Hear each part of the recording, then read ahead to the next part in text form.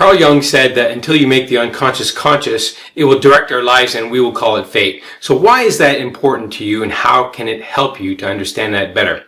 So here's the thing. You have a powerful mind and you have two parts of your mind, and these two parts of your mind can make a huge difference.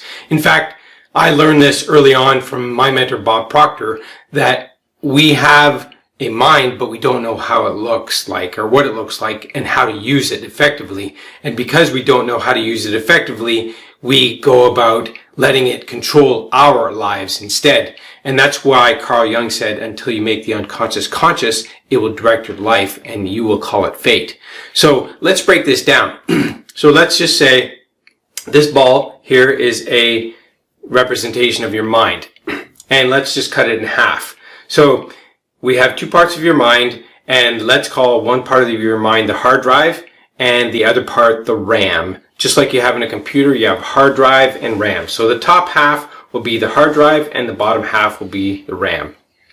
So you have these two parts of your mind, and they're not equal though, because the subconscious, which is the hard drive part, the upper part, that we'll call that the subconscious, unconscious mind, it's controlling about 94 to 96% of your results, behaviors, and actions. It controls that much of your life, whereas the RAM only controls 2 to 4% of your life.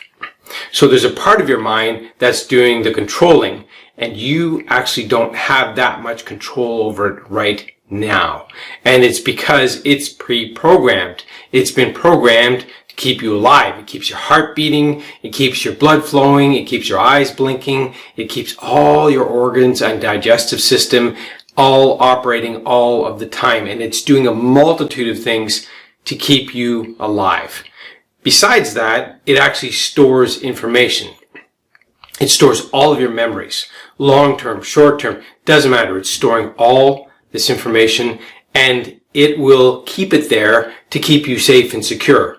Why? Because it's your journey, it's your life, it's the experiences you've had, and it's going to try to keep you safe and secure and help you avoid problems that you've had in the past that can really do a lot of damage and perhaps hurt you or kill you. So this part of your mind, the hard drive, it's running the show. It's like a ship without direction. It has power, but it doesn't have that much direction. And the reason being is the direction that it has been given was given at an early age. So when you were younger, you received all the information that you have right now, all your beliefs, all your habits, all your practices from 0 to 7 years old. And you couldn't reason until about 7 or 8 years old. That's when our reasoning faculty turns on in our mind. And then we start asking questions and we start really wondering why things are the way they are. So up until that point, everything is evidential, everything is factual, everything is real. And so, we get programmed, and that 96, 98% of our results, behaviors, and actions comes out of those habits, those beliefs, all of that information that was passed down to us. The term that psychologists give this part of our lives is that we're in a hypnagogic trance. We're in a hypnosis type trance. We do not have the ability to reason and to decide what's right or wrong, so we accept everything as being real. So that's why that 94 to 96% of your results, behaviors, and actions isn't really yours. It's been passed to you from your parents, from your teachers, from your relatives, your friends, potentially. So that's the issue here. Your unconscious mind, your subconscious mind, the top part, is doing the controlling, while the bottom part, your conscious mind, is limited. But yet, that's what we use every day. We think with our conscious mind. And it's based on what we're seeing, what we're hearing, what we're tasting, what we're touching, what we're smelling, is based on our senses. And so we base this information from our world, our reality, and we take that information, and then it will draw on what's in our unconscious mind or subconscious mind, the experiences, to make a decision, whether this is something we want to do, or it's right or good or bad or whatever, it's rewarding. And that's where the unconscious needs to become conscious. We need to be aware of what historical information is up there in that hard drive. Because when we realize what's in our hard drive, that's where we have the realization and the revelation. We can shift things. We can make tiny changes to our habits, to our patterns. And then once we get a grip on new patterns and new habits and practices, then we can get more power. Because otherwise, guess what's happening? We're losing power. Every time something happens we don't like, we lose power. We react. We are a reactor, just like a chemical reaction. We react and boom, we've responded and we've said something. We actually haven't responded. We've reacted and we've done something. We've probably said something or acted out a behavior based on past experiences, and it may not be good for the circumstance or it may not improve your life, but you do it. And you know what it's like when you have a situation with somebody and it's getting really emotional, and then suddenly you say something and it's going to hurt. You want to hurt them. You want to feel them. You want them to feel your power and your hurt, and you say it. You can't take it back. It's reaction. The opposite of that, the total opposite of that is responding. When you respond, you recognize what you're about to do in reaction. You pause. If you want to count down, like Brené Brown suggests, 5, 4, 3, 2, 1. Give yourself 5 seconds. That's all it takes. If you count down, then you get out of reaction mode and then you can respond. And that's all it takes, is just a little gap. Because otherwise, it's very fast. You don't notice it. Your unconscious mind gets triggered, historical experiences come through, and boom, you are in reaction mode and it's too late. So again, Carl Jung said, until you make the unconscious conscious, it will direct your life and you will call it fate. And you don't want to have your life to be fateful based on past experiences that weren't even your own. That's the challenge here. You want to get into your conscious mind, which is what you're seeing, hearing, touch, taste, and smelling, and realize and tap into what's going on in your unconscious mind, your subconscious, because that's where the information is stored. That's where you have all of the experiences of your past and all of the knowledge and wisdom. You know, the thing about your unconscious mind, subconscious mind, is that it stores every piece of information. Doesn't matter what it is, it's stored in your, in there, and it is there for your safety and security. And if you don't realize what patterns you're repeating or what behaviors you're reenacting that weren't even your own, then it can really cause a lot of harm and it takes your power away. I mean, if you think about it, every time you react, you're giving away power. You're not generating power, you're actually leaking. You leak power and you leak energy, and that can't be restored. You leak the energy, and the only way to restore it actually is to rest and recover. That's why oftentimes when you have a blowout with your spouse or partner, you need to go for a walk and then just release that energy. You need to regulate your emotions and then come back down, and then you can come back and communicate again. And just a quick side note, do not go down the path of reacting if you can help it, because when you react, then you have repairs to do afterwards. But if you can, what you can do is you can just sidetrack that thought for a second or that reaction and respond instead. Because when you react, you lose energy and you lose power, and your emotions are high, which means your intelligence is low.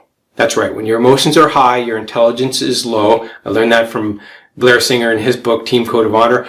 When your emotions are high, your intelligence is low. So do not try to react or respond to something when your emotions are high. It won't work. You're best to just take a break, pause, and then come back. And then you can respond with conscious thought. And you're not just letting old past experiences and patterns take over. So once again, unless you're doing what Carl Jung said and making your unconscious conscious, which means you're becoming aware of the thoughts and the experiences and the reactions that are coming up, then you're going to be controlled by that. And you will continue to repeat those patterns over and over and over and over and over and over. And it's unstoppable. You cannot stop it. The only thing that might stop it is a head injury, amnesia, potentially. But you don't want that. That's not a fun experience. Instead, what you can do is become aware of the thoughts that you're having and the way that you want to react, and then make a conscious choice. Is this the best outcome for me? Is this the best decision for me? Would this be the best action, or would this be the best direction to move in? And if it isn't, then you can decide what would be best for you. And don't let your unconscious control you and direct your life. That's the key here, because you have more control over your life than you think you do. And you just need to realize that that part of your mind, that hard drive, is there to support you and keep you safe. But at the same time, you can give it guidance, and you can plant seeds in it and give it information that's going to change things in your life and cause you to have a better life. You know what it's like when you have a circumstance and you have to make a change. You have an illness of some kind, and the doctor says, unless you stop smoking now, you're probably going to die sooner than you like. And that's a true story with my father. They told him to stop smoking, and he did right away, because they just removed his gallbladder. And so there was, a threat to his livelihood, to his health and to his well-being. And so, his mortality could be coming fast. So he made a quick decision and he stopped it. You don't want that. You don't need to wait until you're in a pressure cooker. You don't need to wait until things get really bad. So at this point in time, if you have some situations, and you likely do have some problems, ask questions. When you're asking questions and seeking an answer, that's quite different from having a problem and needing a solution. Because when you need a solution, then you start taking rapid action, and you are probably open and susceptible to suggestion, which is not a great place to be. But when you're asking questions and seeking an answer, very different circumstances, you now have the capability to look objectively at what's going on, instead of getting hooked on the circumstance and then absolutely needing to act and react. It's like somebody having an open wound, a big cut on their arm. It's bleeding, right? What do they need to do? Or cut in their neck, bleeding neck. They need to go and get that patched and stitched right away. That's a problem that needs a solution immediately. Bleeding neck problem. But if you don't have that bleeding neck problem right now, then you have the capability of asking questions. And you can ask questions like, what is the best direction I can take right now? What's my better decision? What's my best action? What's the solution to this problem that I have here right now? And you keep asking questions, because there's a reticular activating system, the RAS, in your mind that will seek to respond to those answers and find the solutions. It's there to help you and support you and work for you. So these are the kinds of things that you can do, so that, like Carl Jung said, that you don't let your unconscious direct your life, and then you call it fate, and you decide, hey, this is just the way I am. I'm designed this way. I'm big boned, so I'm going to be heavy and fat. I have limitations. I only know so much, or I'm only so intelligent. You're not. You have plenty of power and potential, and you just need to tap into it and use it. And don't let that unconscious control you, because it will. It will direct your life, and you will call it fate. And once you do, then it's hard to come back off of that path that you're on, those patterns, because those are strong beliefs. And if you remember what Dr. Joseph Murphy said, he said, what we think and feel we create, and we create what we believe. So if you work that backwards, we only create what we believe, and what we're thinking and feeling is what we're creating. So every time we have a thought and we feel something, then we're creating our beliefs. And so you can create your own beliefs with your thoughts and feelings and get control of them. Be generative. When you get up in the morning, as soon as your feet hit the floor, say some words to yourself. Say, this is going to be the most amazing day of my life. I'm going to have an amazing day. I'm going to enjoy my day. This is going to be a fabulous day, the best day I've had, and it's going to be amazing. Generative thinking, meaning you are generating thoughts about your future instead of just saying what's happening in the world today and responding to emails and information coming in, because that's just reactive and that's not going to be beneficial. So you want to be focused on what you want, where you're going, what feels good, and then take action. So if you like this video, hit the subscribe button and notification bell, and keep watching. I'll see you on my next video. Enjoy your day.